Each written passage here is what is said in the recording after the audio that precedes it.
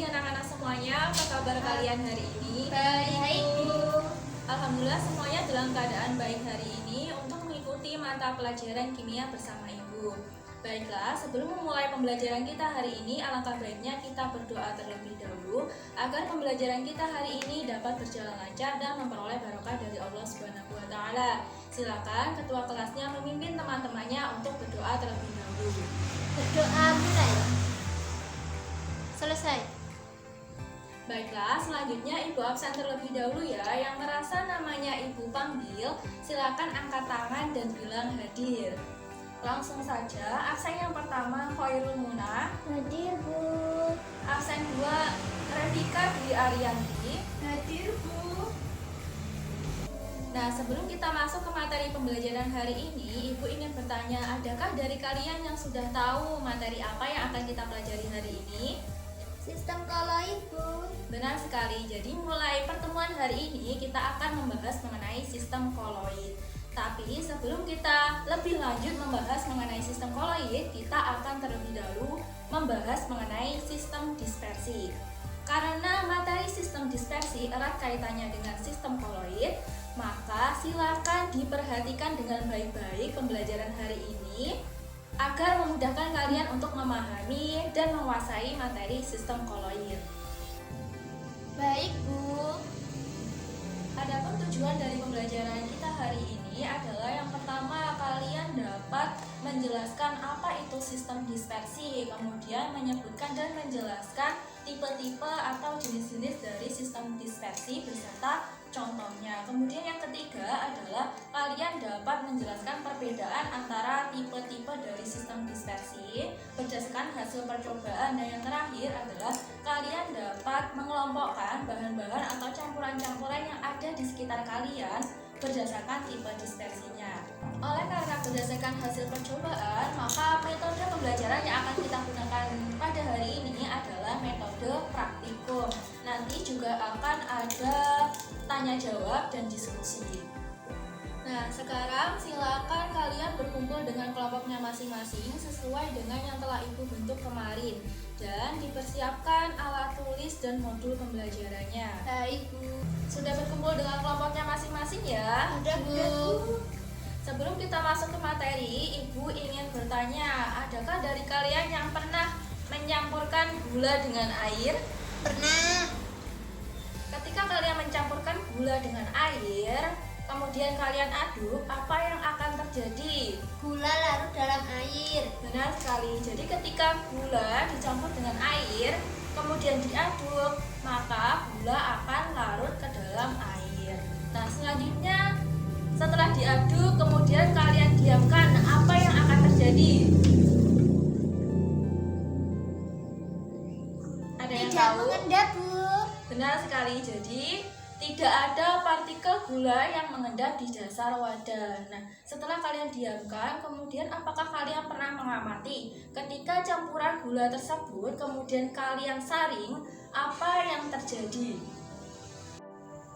Tidak ada gula yang tertinggal di kertas saring, Bu. Benar sekali ya. Jadi ketika campuran gula dengan air itu tidak ada partikel gula yang tertinggal di kertas saring karena gula tersebut sudah larut ke dalam air. Nah, hasil saringan dari campuran antara gula dan air juga berwarna bening atau tidak berubah atau seperti semula. Nah, campuran gula dengan air tersebut merupakan salah satu contoh dari sistem dispersi. Nah, apa itu sistem dispersi? Jadi sistem dispersi merupakan suatu campuran yang terdiri dari dua komponen, yaitu fase terdispersi dan medium pendispersi. Nah, ada yang tahu apa itu fase terdispersi? Saya, Bu. Ya, silakan. Fase terdispersi merupakan komponen zat yang didispersikan. Benar ya, jadi fase terdispersi merupakan komponen yang didispersi atau komponen yang tersebar merata di dalam medium pendispersi. Nah, selanjutnya apa itu medium pendispersi? Ada yang tahu? Saya, Bu. Ya, silakan. Komponen zat yang menjadi medium dispersi. Nah, benar sekali ya. Jadi medium pendispersi adalah tempat di mana zat dari fase terdispersi itu tersebar merata. Nah, contohnya kita kembali ke contoh yang tadi, yaitu campuran gula dengan air. Nah, dalam contoh yang tadi, yang menjadi fase terdispersi adalah gulanya, dan yang menjadi medium pendispersinya adalah airnya. Berdasarkan ukuran dari fase terdispersi, sistem dispersi tergolong menjadi 3 bagian, yaitu, ada yang tahu? Saya, Bu. Ya, Terdiri dari larutan, suspensi, dan koloid. benar sekali ya. Jadi, berdasarkan ukuran partikel fase terdispersinya, sistem dispersi terbagi menjadi larutan, suspensi, dan koloid. Nah, di awal tadi sudah Ibu beritahukan bahwa kita akan melakukan percobaan atau praktikum. Nah, praktikum apa? Jadi, pada pertemuan kita hari ini, kita akan melakukan praktikum mengamati perbedaan antara larutan, suspensi, dan koloid. Nah, dari percobaan kita hari ini, kita akan mengetahui apa itu larutan, apa itu suspensi, dan koloid, beserta ciri-cirinya dan contoh-contohnya. Nah, sebelum kita memulai praktikum mengamati perbedaan antara larutan, suspensi, dan koloid, silakan kalian berdiskusi dengan kelompoknya masing-masing, merumuskan masalah dari percobaan yang akan kita lakukan hari ini. Ibu berikan waktu selama 5 menit, silakan berdiskusi dengan kelompoknya masing-masing. Baik, Bu. Sudah selesai ya diskusinya? Sudah, Bu. Silakan kelompok 1 memaparkan apa rumusan masalah dari percobaan kita hari ini. Rumusan masalahnya yang pertama, apakah gula larut ke dalam air? Ya, selanjutnya. Apakah terdapat endapan gula? Ya. Apakah filtrat meninggalkan residu? Dan filtrat berwarna bening atau keruh?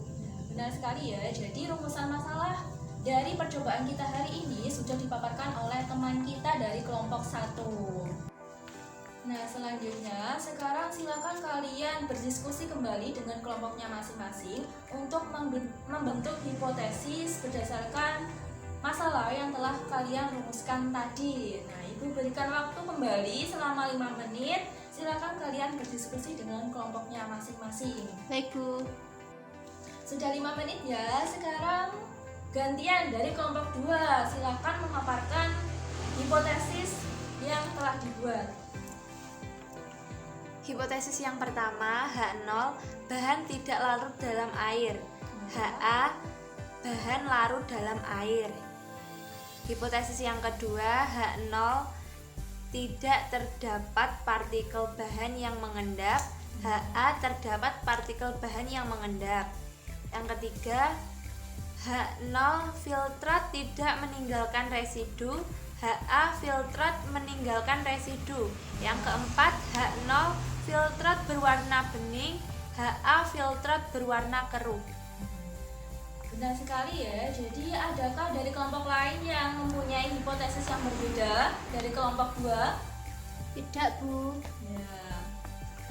Nah, karena rumusan masalah dan hipotesisnya kita sudah buat, sekarang kita bisa mulai melakukan praktikumnya. Silahkan kalian dipersiapkan alat dan bahannya dan bisa dimulai praktikumnya.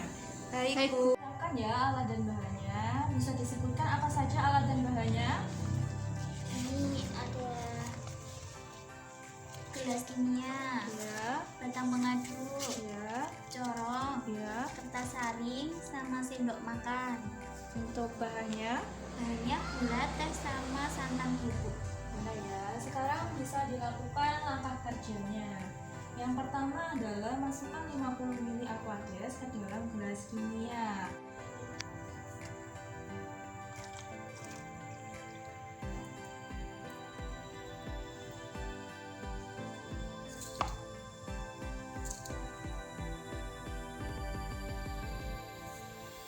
Nah, sekarang kalian aduk campuran gula dengan airnya.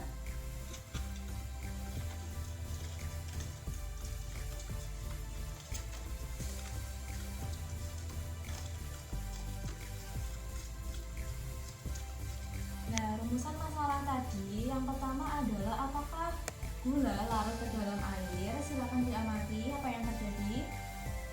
Larut, Bu. Nah, silakan hasil pengamatannya bisa ditulis di lembar pengamatan ya. Baik, Bu.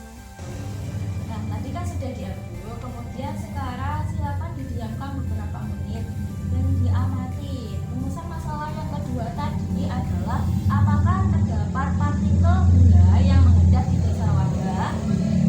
Tidak ada partikel gula yang mengendap. Ya, benar sekali. Nah, berdasarkan percobaan tadi, pengamatannya silakan dituliskan di lembar pengamatan. Nah, langkah yang selanjutnya adalah silakan kalian saring campuran gula dengan air tersebut dan kalian amati apakah filtrat atau hasil saringannya itu meninggalkan residu atau tidak.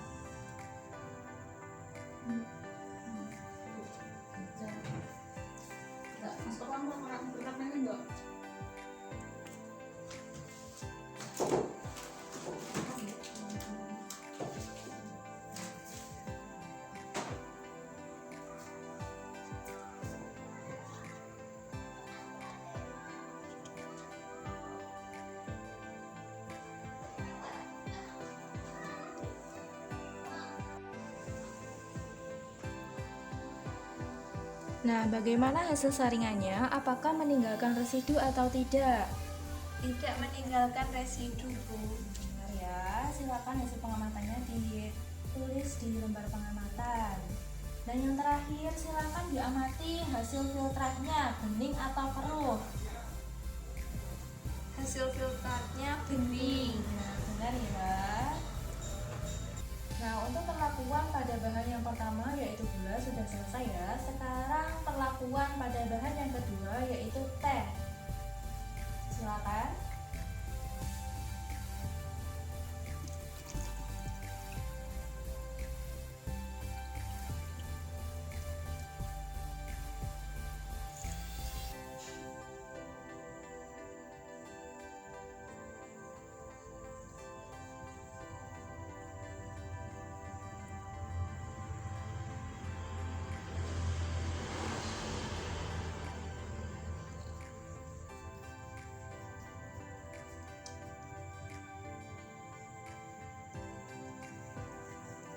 Ya.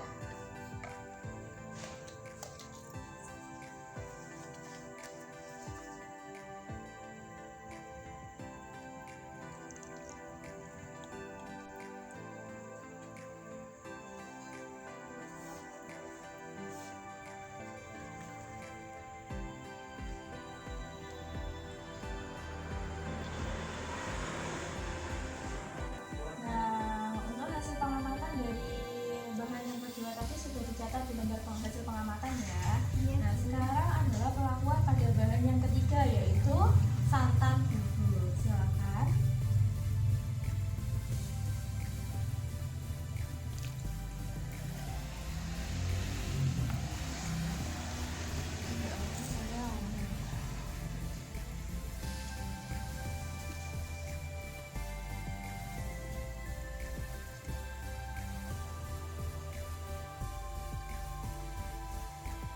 Ya.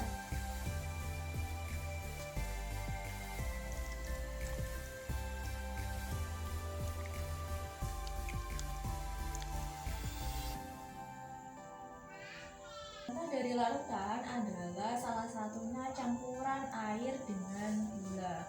Berdasarkan hasil percobaan yang telah kita lakukan tadi, bagaimana ciri-ciri dari larutan?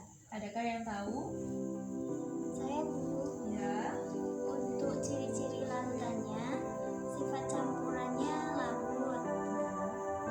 Kemudian satu fase, stabil, bening, dan tidak meninggalkan residu.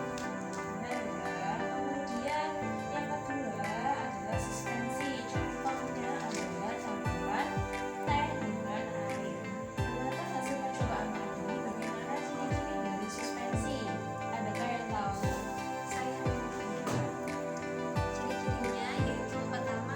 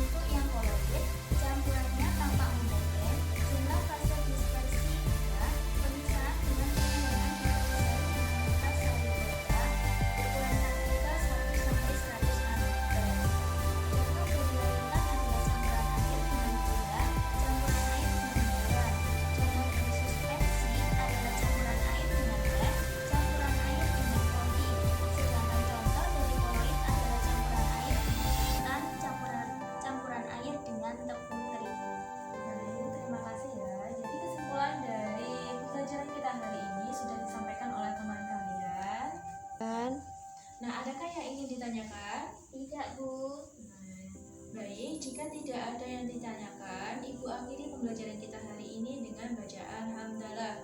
Alhamdulillahirabbil alamin. Nanti silakan dikerjakan soal-soal latihannya di rumah. Kita bahas di pertemuan selanjutnya. Nah, jangan lupa belajar, jangan lupa berdoa karena Ibu yakin bahwa kalian bisa. Ibu akhiri, wassalamualaikum warahmatullahi wabarakatuh. Waalaikumsalam warahmatullahi wabarakatuh.